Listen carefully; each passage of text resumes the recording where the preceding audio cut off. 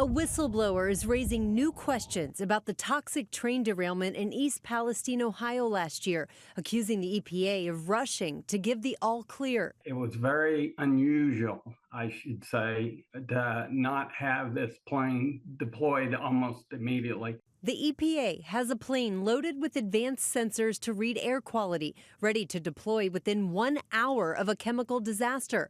But Robert Crowdell, a scientist who helped develop the high-tech plane, says the EPA waited until 4 days after the derailment to fly over the site.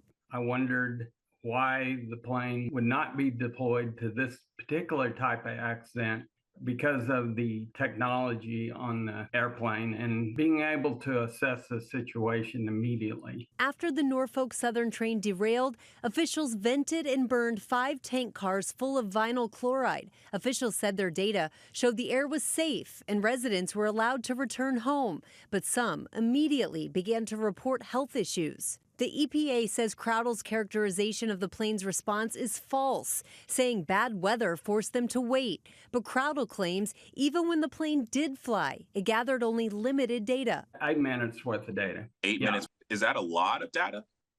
No, absolutely not. On an event like this, you'd have hundreds of minutes. You'd have maybe 150 minutes of data collection. And Crowdell says the plane's chemical sensors were turned off over creeks in the area. They didn't get the thing on time. They didn't collect very much data, and they turned the sensors off in the creeks. I'd say there's some problems.